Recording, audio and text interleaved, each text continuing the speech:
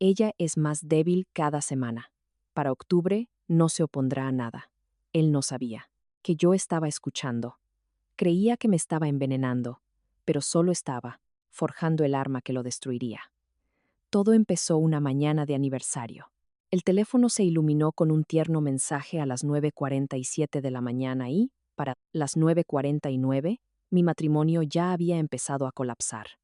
A través de la pared de cristal de mi propio restaurante en el corazón de la Ciudad de México, vi a mi esposo besar a otra mujer con la naturalidad de un hombre que no tenía nada que ocultar. La mesa del puerto estaba tranquilo a esa hora. La luz del sol se filtraba por los altos ventanales, alargándose sobre los pisos de roble pulido, mientras el aroma a salsa de jitomate y pan recién hecho subía suavemente desde la cocina. Yo estaba de pie en el pasillo estrecho fuera de mi oficina, con la mano todavía aferrada al celular, donde las palabras de David brillaban en la pantalla. Feliz aniversario, Sophie. Atrapado en la obra todo el día. Pero la noche es nuestra. Te amo. El mensaje era cálido, familiar, cuidadosamente ordinario. Sin embargo, a solo 10 metros de distancia, David se reclinaba en su silla, su saco azul marino capturando la luz, mientras su mano acariciaba la mejilla de una mujer pelirroja como si hubiera memorizado cada curva de su rostro. Al principio no me moví. El mundo pareció detenerse conmigo, suspendido entre la verdad y la negación. Estudié la forma en que David inclinaba la cabeza, la leve cicatriz cerca de su ceja que una vez besé, después de que me contara sobre un accidente de la infancia. Reconocí el ritmo de su risa, grave y segura, la forma en que sus hombros se relajaban cuando se sentía admirado. Se veía cómodo, íntimo. No como un hombre atrapado en el trabajo, no como un esposo contando las horas para celebrar 2 años de matrimonio. Mi corazón nos rompió con estruendo. Se contrajo, lenta y deliberadamente. La mujer pelirroja se acercó más, susurrándole algo que hizo sonreír a David, y luego lo besó de nuevo, esta vez más profundo, con los dedos aferrados a su cuello. No era un error, no era un malentendido, era algo practicado. Sentí un calor subir por mi pecho, mi pulso latiendo tan violentamente que podía oírlo en mis oídos. 2 años de mañanas compartidas, conversaciones nocturnas y promesas, o susurradas sobre el futuro, de repente se sentían como frágil cristal bajo mis pies. Abrí la puerta de la oficina, lista para cruzar el comedor y exigir respuestas frente a todos los clientes sentados bajo las bombillas, Edison, colgantes. La ira me impulsó hacia adelante, feroz e inmediata. Pero antes de que pudiera dar más de un paso, una mano firme se cerró sobre mi muñeca. La inspectora Elena Ríos, fuera de servicio pero con la mirada tan aguda como siempre, había estado sentada en la barra terminando un café. Lo había visto todo. Espera, murmuró. Elena, su voz baja pero firme. Si sales ahora, solo obtendrás excusas y perderás la ventaja. Mi respiración se entrecortaba, mi visión se nublaba en los bordes. Me dijo que estaba en el trabajo. Susurré, como si decirlo en voz alta pudiera reescribir la realidad. La mirada de Elena no se suavizó. ¿Y si es lo suficientemente descarado como para mentirte en tu propio restaurante? Dijo en voz baja. Entonces, esto no es solo una aventura. Esa frase golpeó más fuerte que el beso. Me volví hacia el cristal, mi ira, enfriándose hasta convertirse en algo mucho más controlado. David se puso de pie, arrojó billetes sobre la mesa sin mirar atrás, mientras la mujer pelirroja se acomodaba el abrigo antes de pasar su brazo por el de él. Y entonces la reconocí. Laura Vargas, mi hermana menor. 28 años. La niña que solía meterse en mi cama durante las tormentas, aferrándose a mi mano en la oscuridad, confiando en que yo la protegería de los monstruos. La revelación no explotó. Me vació por dentro. La traición de un esposo duele profundo. La traición de tu propia sangre corta mucho más. La ciudad afuera continuaba su movimiento incesante, los claxones de los autos resonando débilmente, el lejano estruendo del metro vibrando a través del edificio. Dentro de la mesa del puerto, los meseros se movían entre las mesas sin saber que algo irreversible acababa de cambiar. Sentí la extraña claridad que a veces sigue a la devastación. Yo había construido este restaurante de la nada, negociando contratos, superando a proveedores, transformando un negocio en quiebra en un nombre respetado en la escena gastronómica de la capital. Los inversionistas una vez me habían descartado por ser demasiado joven, demasiado blanda. Les demostré que estaban equivocados sin tener que levantar la voz. David se había casado con la mujer tranquila que prefería los menús escritos a mano y las mañanas en el mercado. Había olvidado que la tranquilidad no significaba debilidad. Había olvidado que Sofía Vargas entendía de estrategia. Mientras él salía por la puerta con Laura a su lado, sin mirar una sola vez hacia la ventana de mi oficina, bajé el teléfono lentamente. El mensaje de aniversario todavía brillaba en mi palma. Te amo.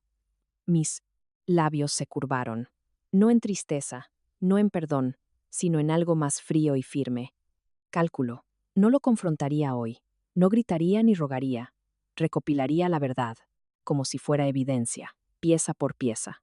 Y cuando llegara el momento, David Morales descubriría que la mujer a la que creía haber engañado era mucho más poderosa de lo que jamás había imaginado. No lo confronté esa noche.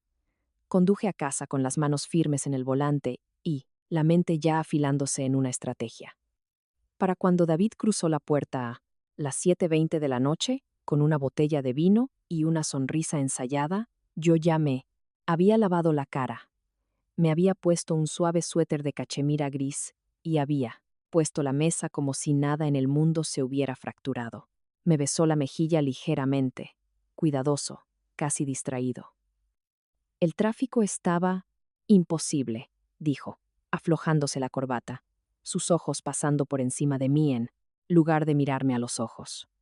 Lo observé como un arquitecto estudia las grietas en los cimientos, buscando puntos de tensión. El leve aroma de un perfume desconocido se aferraba a su saco. No era el mío. No era el aire de la ciudad. Algo floral y dulce. Habló de retrasos en la obra, de un error de un proveedor, de cifras que necesitaban ajustarse. Mentiras sobre mentiras. Yo asentía en los momentos correctos, mi expresión suave, mis preguntas medidas. Por dentro, mis pensamientos ya no eran emocionales, eran analíticos.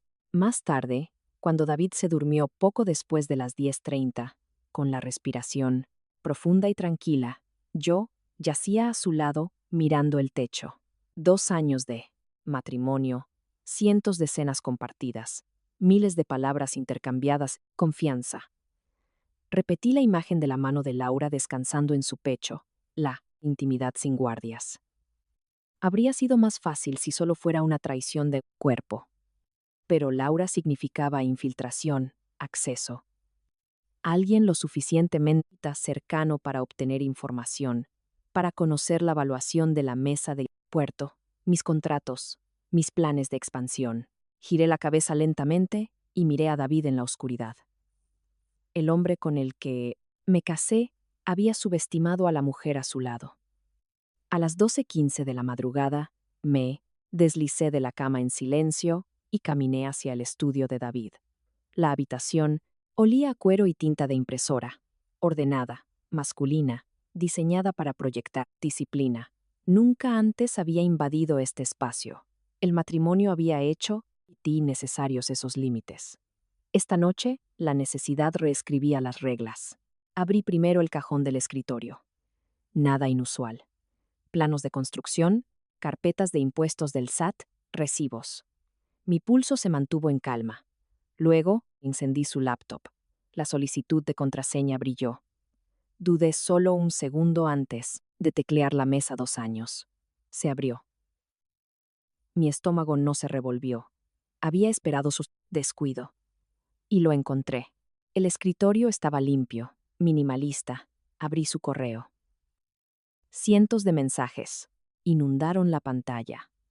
Los revisé rápidamente, mis ojos entrenados para filtrar el ruido de la señal.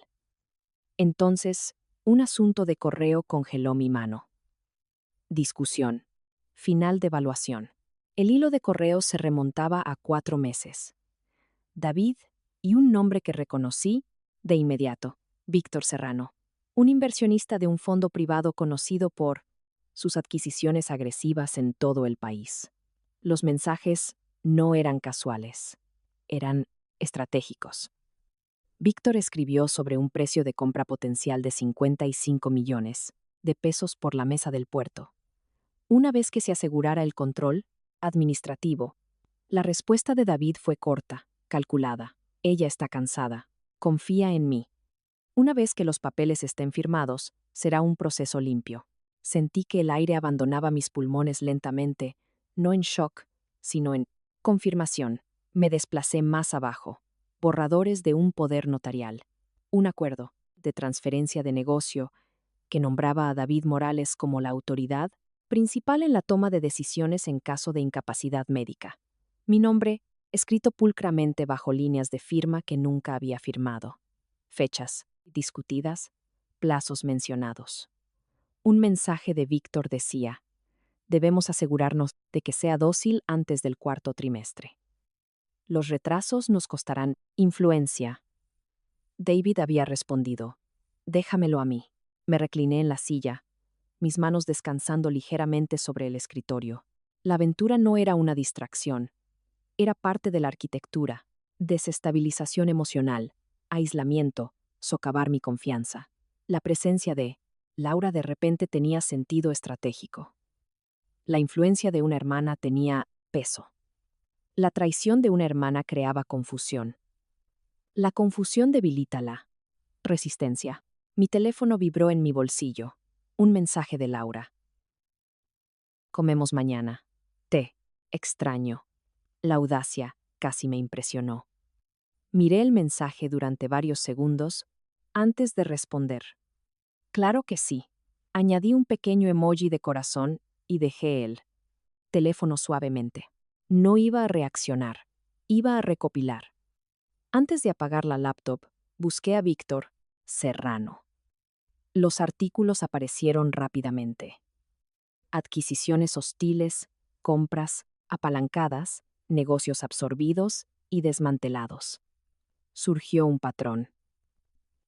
Asociarse con alguien de adentro, desestabilizar el liderazgo, adquirir a un valor reducido. La mesa del puerto no era solo un restaurante, era un inmueble en un corredor privilegiado de la ciudad. Era una marca, era poder. Cerré la laptop y apagué la luz. En el pasillo oscuro, mi reflejo en el espejo parecía compuesto, casi sereno. La mujer que había sido humillada a través de un cristal esa mañana se había ido.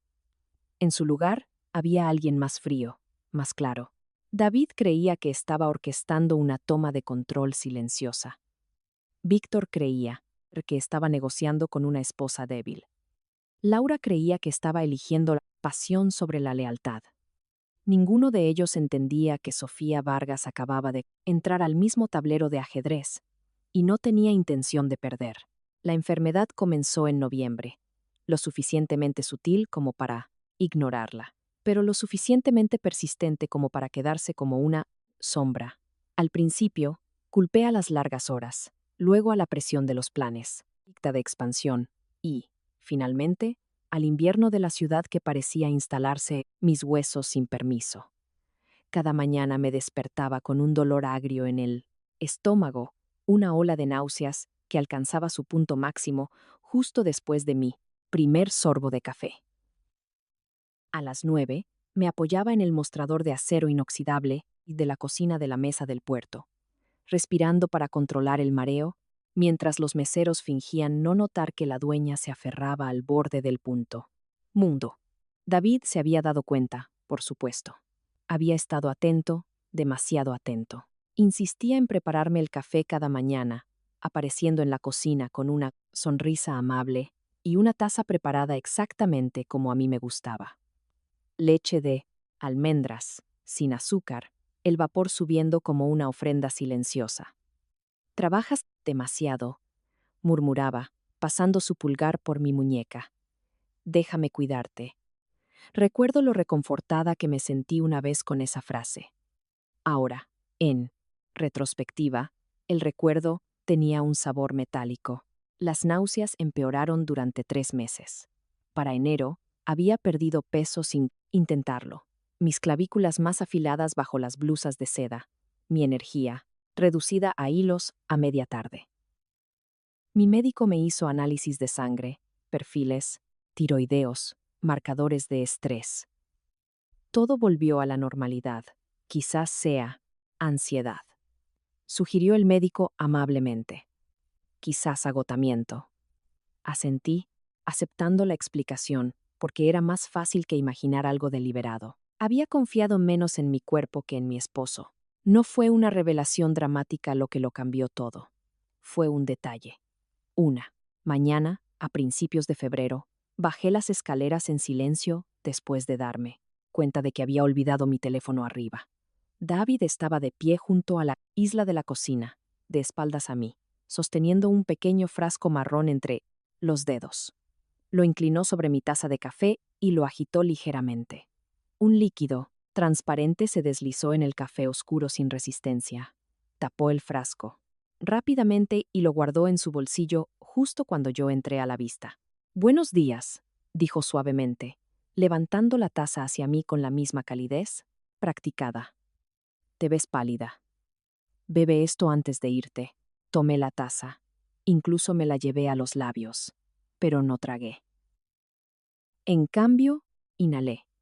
Debajo del amargor familiar de los granos tostados había algo más, débil, pero agudo, medicinal, invasivo.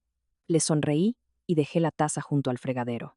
«Olvidé mi agenda arriba», dije casualmente. «Ahora vuelvo». En el baño, vertí el café en un frasco de vidrio limpio, lo sellé herméticamente y lo escondí dentro de mi bolso. Mis manos no temblaban, mi pulso no se aceleró. Algo dentro de mí ya se había endurecido. Había pasado meses creyendo que era débil. Ahora, sentía algo completamente diferente. Claridad. Esa tarde, conduje a un laboratorio privado recomendado discretamente por Marco Aguilar, el investigador que había contratado recientemente. Expliqué poco. Un análisis toxicológico, dije simplemente. Completo. El técnico no hizo preguntas. 72 horas después, llegó la llamada. Se detectó jarabe de ipecacuana. 15 mililitros por taza estándar. Las palabras se asentaron en el silencio al otro lado de la línea. Ipecacuana. Una sustancia diseñada para inducir el vómito, no letal en dosis pequeñas, pero destructiva cuando se administra de forma constante. Náuseas crónicas, deshidratación, desequilibrio electrolítico, debilidad, sumisión. Terminé la llamada y me senté sola en mi oficina en la mesa del puerto, con el restaurante vibrando justo al otro lado de la puerta, sin saber que su dueña acababa de confirmar un intento de sabotaje a su propio cuerpo. 3 meses. Aproximadamente 90 días. Cada mañana, David me había besado la frente, me había entregado una taza y había desmantelado lentamente mi fuerza. La traición cambió de forma en mi mente. Esto ya no se trataba de infidelidad. Era ingeniería. Esa noche, David preguntó si me sentía mejor. Tomó mi mano sobre la mesa. Sus ojos suaves con una preocupación falsa. «Deberías tomarte unos días libres», sugirió amablemente. «Déjame encargarme de las cosas». Lo miré y no vi a un esposo, sino a un estratega calculando resultados. Apreté su mano y sonreí. «Me siento mucho más fuerte últimamente», dije en voz baja. «Casi como yo misma de nuevo». David sonrió, sin darse cuenta del significado detrás de mis palabras. Creía que todavía me estaba deteriorando. Creía que todavía no sospechaba nada. No sabía que Sofía Vargas acababa de descubrir el método detrás de su declive. Y, ciertamente no sabía que, a partir de ese momento, cada movimiento que hiciera sería observado, medido y documentado. La mujer a la que había intentado debilitar ya no estaba enferma. Estaba despierta. No denuncié a David a la fiscalía el día que recibí los resultados de toxicología. Hice algo mucho más peligroso. Elegí la paciencia. La ira habría satisfecho mi orgullo, pero la paciencia lo desmantelaría pieza por pieza. Sentada en mi oficina en la mesa del puerto, con el sol de la tarde, extendiéndose por el suelo, coloqué el informe del laboratorio sobre mí, escritorio, y miré el lenguaje clínico que describía lo que mi esposo le había estado haciendo a mi cuerpo durante casi 3 meses. Jarabe de ipecacuana. Detectado. Exposición constante. Debilidad progresiva. Las palabras eran inestériles, sin emoción, pero la implicación rugía. No había sido descuidado. Había sido sistemático. Esa noche, llamé al licenciado Ricardo Montes, el abogado que había manejado la renegociación del contrato de arrendamiento de la mesa del puerto. 5 años antes, cuando el banco había intentado presionarme para que cediera la mitad de mi participación. Ricardo tenía 60 años, era preciso y alérgico a la incompetencia. Respondió al segundo timbre. Rara vez lo llamaba sin preparación. Necesito activar el fideicomiso familiar, dije con calma. Hubo una pausa en la línea, el sonido de papeles moviéndose. El fideicomiso fue establecido por mí, abuela hacía casi 10 años. Una reserva protegida de 15 millones de pesos, destinada solo a circunstancias que involucraran coerción, fraude o amenaza a la propiedad. ¿Ya llegamos a ese punto?, preguntó Ricardo en voz baja. No dudé. Ya lo pasamos. Las siguientes 48 horas se desarrollaron con una coordinación cuidadosa. Ricardo presentó recursos de amparo urgentes para congelar cualquier transferencia de autoridad pendiente relacionada con la mesa del puerto. Inició una revisión confidencial de los registros financieros de David a través de canales legales que yo ni siquiera sabía que existían. Mientras tanto, Marco Aguilar intensificó su investigación sobre Víctor Serrano, rastreando empresas, fantasma, cuentas subsidiarias y la sospechosa sincronización en adquisiciones recientes. Los patrones surgieron rápidamente. Negocios desestabilizados, internamente antes de la adquisición. Relaciones personales explotadas. Vulnerabilidades médicas aprovechadas. David no había improvisado este plan. Había seguido un modelo. En casa, mi actuación continuó sin fallas. Aceptaba el café matutino de David sin beberlo, vertiendo cada taza discretamente en un recipiente sellado para documentación. Le permitía comentar sobre mi peso, sobre mi supuesto agotamiento, sobre cómo debería alejarme de las operaciones diarias. Mereces descansar, decía amablemente, sus ojos escaneando mi rostro en busca de signos de colapso. Lo miré a los ojos y asentí como si me rindiera. En realidad, estaba recopilando marcas de tiempo, preservando muestras, construyendo un caso que ningún abogado defensor podría desmantelar fácilmente. El jueves por la noche, mientras David se duchaba, mi teléfono vibró con un mensaje seguro de Marco. Adjunto había un archivo de audio extraído del buzón de voz del trabajo de David a través de una orden judicial que Ricardo había obtenido discretamente. Me senté en el borde de la cama y presioné play. La voz de Víctor Serrano se escuchó primero, suave, controlada, ligeramente impaciente. Necesitamos que sea dócil antes del final del tercer trimestre. David respondió con una risa ahogada. Está más débil cada semana. Para octubre, no sé, o pondrá a nada. La frase quedó suspendida en la habitación como humo. Detuve la grabación y dejé el teléfono lentamente. Octubre. Me habían asignado una línea de tiempo, un deterioro proyectado, una fecha de caducidad. Por un breve momento, la emoción amenazó con aflorar. El duelo por el matrimonio que creí tener, por la hermana, que se había alineado con esta maquinaria. Pero el duelo no tenía valor estratégico. Inhalé una vez y me puse de pie. A la mañana siguiente, me reuní con la inspectora Elena Ríos en una discreta sala de juntas de un despacho de abogados en lugar de una estación de policía. Elena escuchó sin interrumpir mientras yo presentaba el informe del laboratorio, los correos electrónicos, los borradores financieros y, finalmente, la grabación de audio. La mandíbula de la inspectora se tensó gradualmente con cada pieza. Esto es territorio de intento de homicidio, dijo Elena con calma.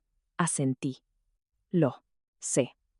Pero quiero que estén seguros de que sigo sin sospechar nada. Elena me estudió cuidadosamente, no como una víctima, sino como a una igual. Eso requiere agallas, dijo. Mi respuesta fue simple. Construí la mesa del puerto de la nada. Puedo construir este caso de la misma manera. Esa noche, David durmió a mi lado con la calma de un hombre convencido de que su plan se desarrollaba exactamente como lo había diseñado. Laura me enviaba mensajes cariñosos llenos de una calidez fraternal hueca. Víctor probablemente calculaba márgenes de ganancia en alguna torre de cristal en Santa Fe. Ninguno de ellos entendía que el suelo se había movido irrevocablemente. El fideicomiso estaba activado. Los activos estaban asegurados. La evidencia se acumulaba. Yo yacía despierta en la oscuridad, no frágil, no asustada, sino afilada. Habían intentado debilitar mi cuerpo para apoderarse de mi imperio. En cambio, habían forjado algo más frío dentro de mí. Y ahora, yo decidiría cuándo comenzaría el colapso. El plan para matarme no se descubrió en una confesión dramática o un mensaje descuidado. Llegó en un archivo de audio granulado enviado a las 2:13 de la tarde de un martes gris, cuando el horizonte de la Ciudad de México se veía tan frío como el acero.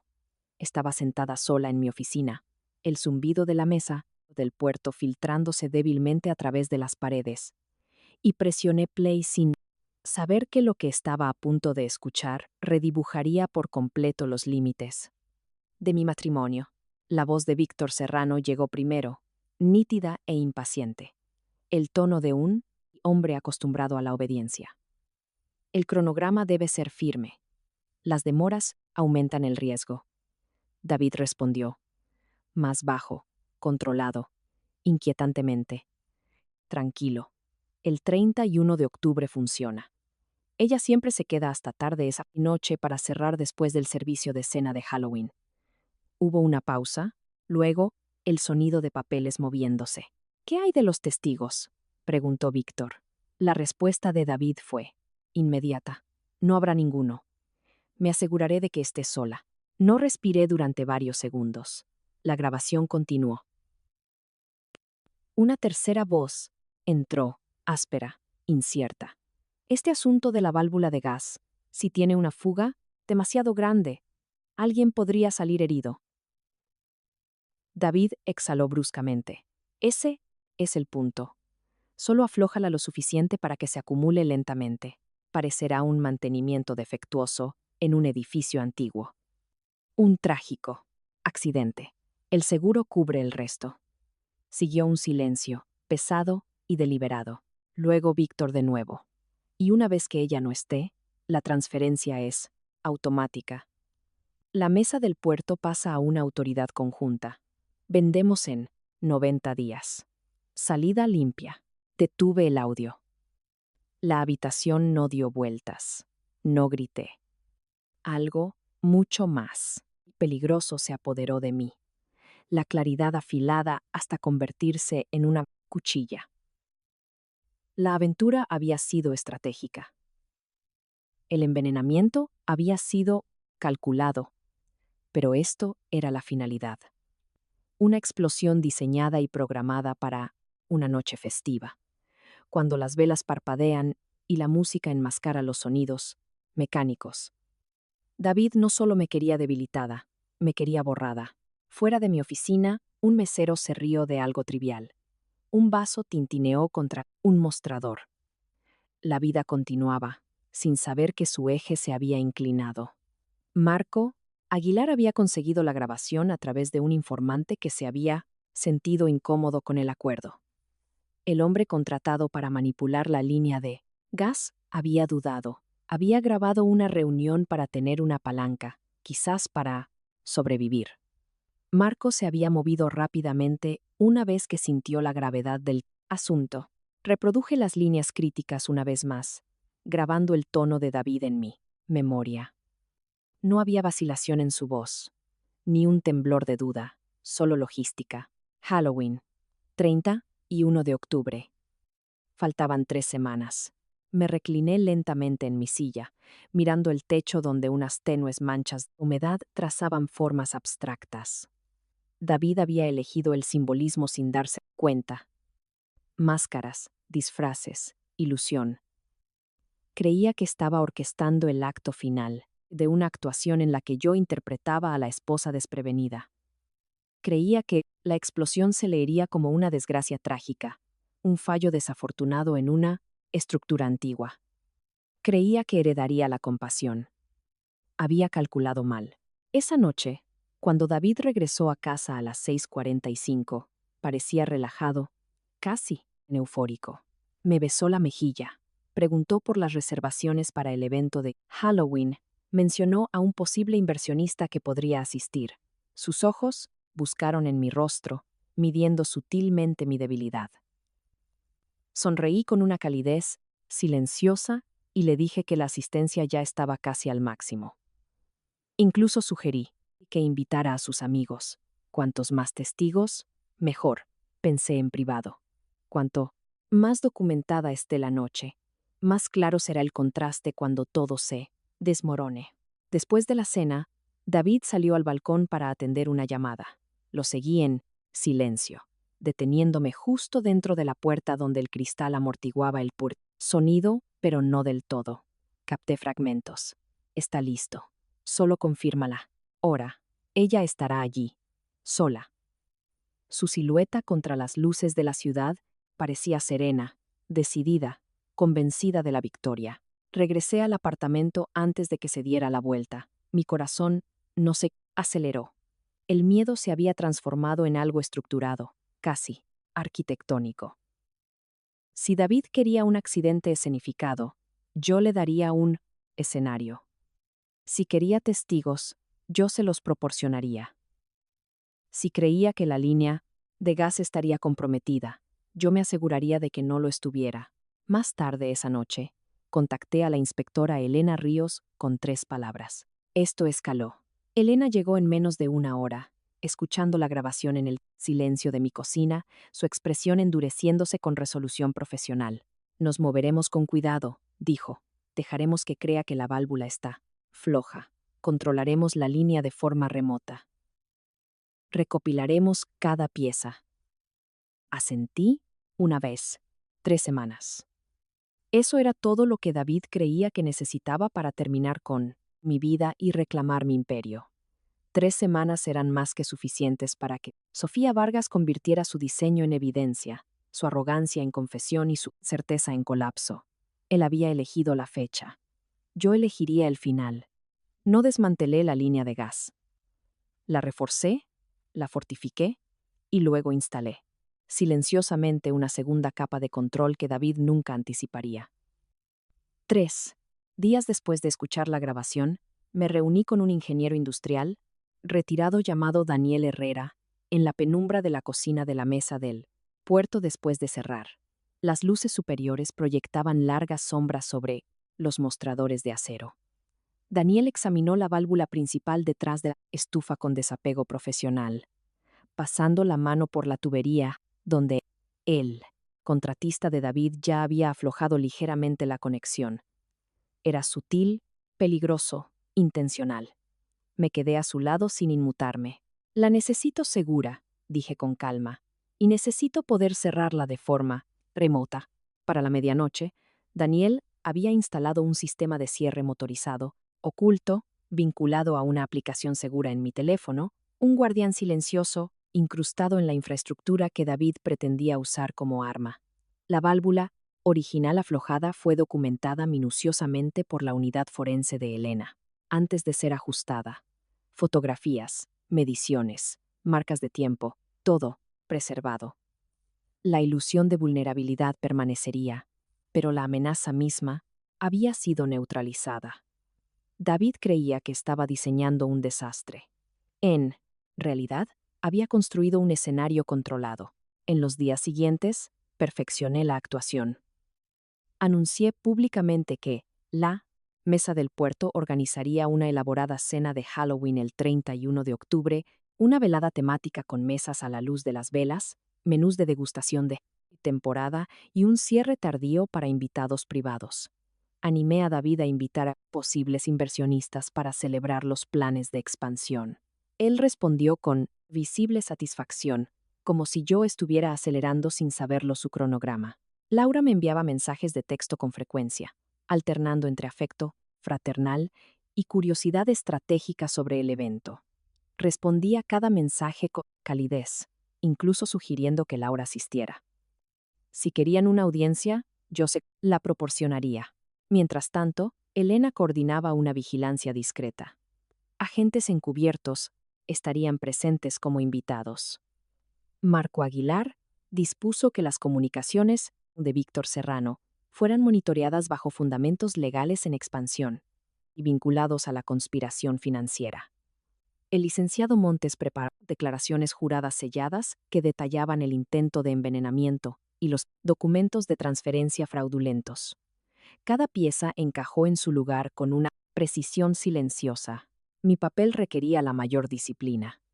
Tenía que seguir siendo creíble, ligeiramente cansada, ligeiramente confiada, completamente inconsciente. En casa, David se volvió casi afectuoso en anticipación. Hablaba de futuras renovaciones, de vender en el momento adecuado, de liberarse de las operaciones diarias. Mereces menos estrés, decía, pasando una mano por mi hombro. Después de Halloween, las cosas cambiarán. Lo miré a los ojos y asentí suavemente. Sí, estuve de acuerdo. Cambiarán. Por dentro, mis pensamientos ya no estaban fragmentados por el dolor. Eran lineales, enfocados, deliberados. Una noche, mientras David revisaba unos planos, en la mesa del comedor, salí sola al balcón y miré las luces de la ciudad, parpadeando sobre el horizonte. El miedo intentó aflorar una vez más, no por mí, sino por la versión del amor en la que una vez creí. Le permití un solo respiro, luego exhalé y lo dejé ir. La mujer que una vez construyó la mesa del puerto, con fondos prestados y un trabajo incesante, había sobrevivido a tormentas más duras que la traición. David había confundido la amabilidad con la fragilidad. Había confundido el silencio con la rendición. 3 días antes de Halloween, David se reunió con el contratista responsable de aflojar la válvula de gas. El equipo de Elena documentó el intercambio a distancia. El dinero cambió de manos. Las instrucciones se repitieron. El momento se confirmó. El 31 de octubre, después de las 8:30 de la noche, yo estaría sola en la cocina realizando las últimas revisiones antes de cerrar. Ese era el plan. La mañana de Halloween me desperté a las 6 sin alarma. Preparé mi propio café y vertí la taza intacta de David en el fregadero sin ceremonia. Para el mediodía, el restaurante bullía de preparativos. Calabazas dispuestas a lo largo de las ventanas, velas probadas, el personal informado sobre el horario extendido de la noche. Los invitados llenarían el comedor a las 7. David llegó poco después de las 6:30, vestido elegantemente. La confianza irradiaba de él como el calor. Me besó la mejilla y susurró: «Esta noche lo cambia todo». Sonreí suavemente, mi teléfono descansando discretamente en el bolsillo de mi vestido negro. La aplicación de cierre de emergencia ya estaba abierta. A nuestro alrededor, las mesas se llenaban de risas y máscaras de disfraces. Laura llegó justo después de las 7:45, su expresión brillante, sin saber que entraba a un ajuste de cuentas en lugar de una celebración. Víctor. Serrano entró a las 8 en punto, sus ojos escaneando la habitación en busca de oportunidades. David creía que el escenario estaba listo para un accidente. Yo sabía que estaba listo para una revelación. A las 8:28 de la noche, mientras la luz de las velas parpadeaba sobre los rostros enmascarados y los violines de un cuarteto de esquina zumbaban, suavemente, David Morales revisó su reloj por tercera vez y se excusó de la mesa.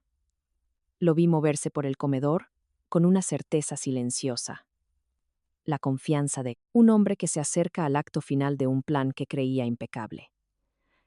La multitud de Halloween reía a su alrededor, sin saber que estaban sentados dentro de una trampa cuidadosamente diseñada, aunque no la que David imaginaba. En la cocina, David se detuvo cerca de la estufa trasera, fingiendo admirar el pras, emplatado de un risotto de calabaza mientras, sutilmente, metía la mano detrás del panel de acero inoxidable, donde la válvula de gas había sido aflojada días antes. Sus dedos rozaron la conexión, confirmando lo que él creía que era una vulnerabilidad. No sabía que la tubería ya había sido asegurada, documentada y neutralizada. Regresó al comedor con una calma medida, haciéndome un leve gesto con la cabeza que parecía una cuenta regresiva silenciosa. Le devolví la mirada con compostura y deslicé mi mano en el bolsillo de mi vestido, sintiendo la fría superficie de mi teléfono. La aplicación de cierre de emergencia brillaba suavemente en la pantalla, una salvaguardia final que no necesitaría, pero que llevaba de todos modos. A las 8:35, me levanté de mi asiento y me dirigí a los invitados con una sonrisa elegante.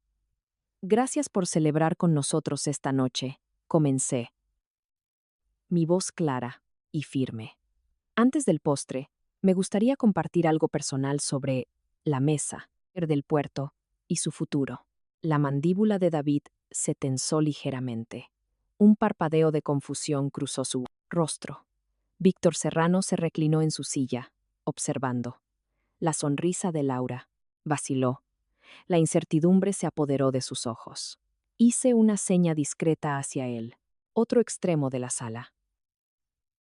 Las luces se atenuaron, no hasta la oscuridad, sino hasta enfocar la atención. Una pantalla de proyector descendió lentamente contra la pared de ladrillo expuesto detrás de mí. Apareció la primera imagen. Un hilo de correos electrónicos entre David Morales y Víctor Serrano, con fecha de 4 meses antes. Las palabras iluminadas en blanco sobre negro. Una vez que ella sea dócil, la transferencia será un proceso limpio. Un murmullo recorrió a los invitados. David se levantó abruptamente. ¿Qué es? ¿Esto? Exigió, su voz más aguda de lo que pretendía. No lo miré, avancé la diapositiva. Apareció el informe del laboratorio. Jarabe de ipecacuana detectado. Exposición. Crónica. 90 días. La sala cayó en un silencio atónito. La mano de Laura voló a su boca. La postura de Víctor se endureció. Mi mirada finalmente se encontró con la de David. 3 meses de envenenamiento, dije en voz baja. 3 meses de debilitamiento estratégico. El rostro de David perdió todo color.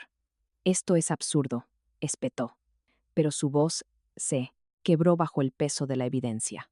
Presioné play en la grabación final. La voz de Víctor llenó la sala primero, luego las propias palabras inconfundibles de David resonaron. 31 de octubre, ella estará sola. Parecerá un accidente. Fuga de gas. El seguro cubre el resto. El silencio que siguió fue absoluto.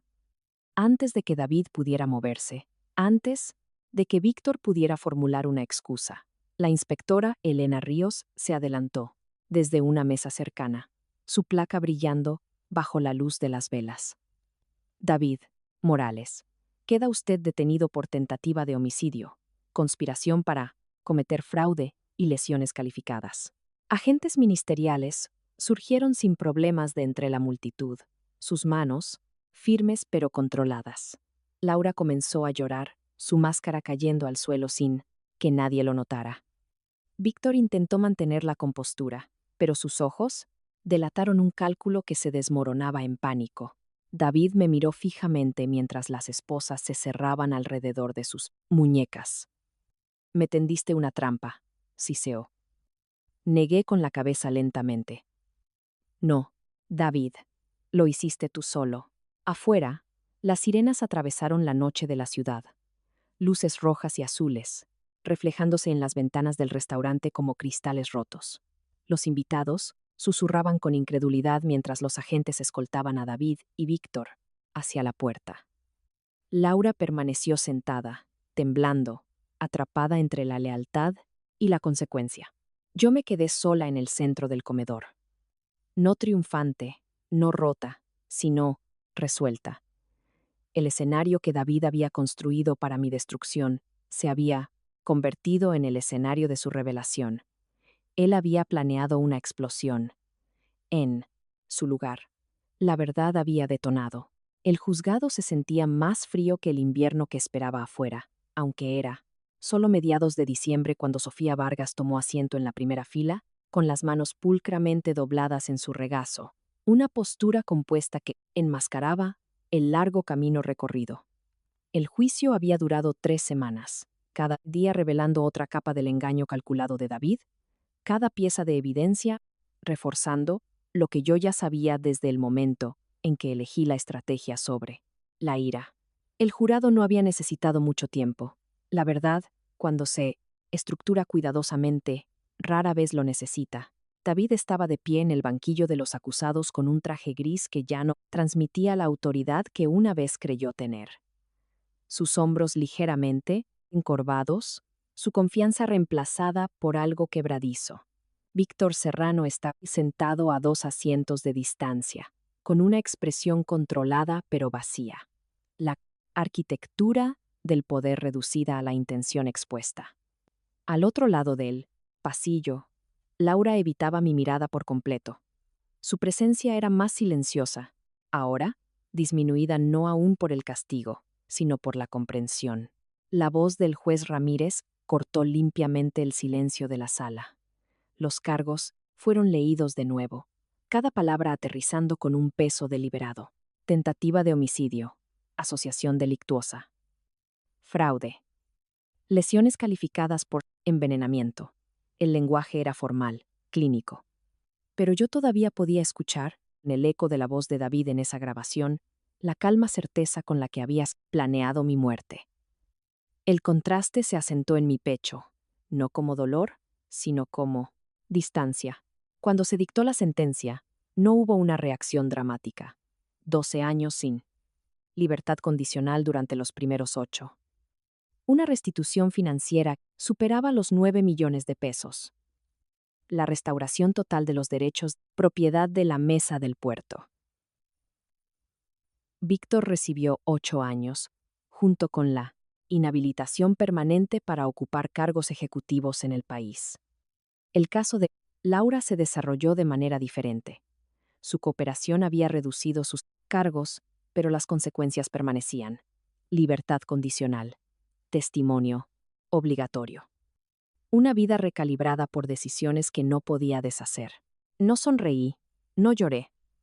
Simplemente exhalé. Fuera del juzgado, los reporteros se agolpaban, sus voces superponiéndose con preguntas sobre traición, resiliencia, supervivencia. Me detuve solo brevemente, abrigándome contra el viento. Yo no gané nada, dije con calma. Protegí lo que era mío. Luego subí al auto que me esperaba sin mirar atrás. Las semanas que siguieron fueron más tranquilas de lo que esperaba. La Mesa del Puerto reabrió después de renovaciones menores, su interior más cálido, más fuerte, sutilmente transformado. El sistema de gas había sido completamente reemplazado. La cocina rediseñada. No por miedo, sino por intención. Nada en mí. El mundo volvería a ser vulnerable por accidente. Los clientes regresaron, algunos por lealtad, otros atraídos por la historia que se había extendido por la ciudad como un fuego lento. Trabajé todos los días, no como alguien que reconstruye desde la pérdida, sino como alguien que refina lo que siempre había sido suyo. El personal me miraba de manera diferente ahora, no con simpatía, sino con una especie de respeto sólido. No me había derrumbado, me había recalibrado, y al hacerlo, había redefinido el espacio mismo. La Mesa del Puerto ya no era solo un restaurante. Era una prueba. Una mañana a principios de la primavera, casi 6 meses después del juicio, me paré sola en la orilla del lago de Chapultepec, justo antes del amanecer. El horizonte pintado en tonos dorados y azul pálido. El aire era fresco, limpio, llevando el ritmo distante del agua contra la piedra. No sostenía nada en mis manos. Ni evidencia, ni documentos, ni recordatorios del pasado. Solo quietud, pensé en David, confinado ahora dentro de muros que reflejaban los límites que había tratado de imponerme. Pensé en Víctor, despojado de su influencia, reducido a la consecuencia. Pensé en Laura, en algún lugar de la ciudad, viviendo con el peso silencioso de la comprensión. Ninguno de ellos ocupó mis pensamientos por mucho tiempo, porque lo que quedaba no eran ellos. Era yo. Me volví hacia la ciudad mientras el sol se elevaba por completo sobre el horizonte, la luz derramándose sobre el vidrio y el acero, iluminándolo todo sin dudar. La misma ciudad que casi había sido testigo de mi destrucción ahora, albergaba mi futuro, sin cambios, pero recién definido. Caminé con pasos firmes, ni más rápido ni más lento, simplemente hacia adelante. La traición no había terminado mi historia, la había revelado. Y por primera vez, en mucho tiempo, Sofía Vargas no estaba reaccionando a lo que le habían hecho, estaba eligiendo lo que venía después.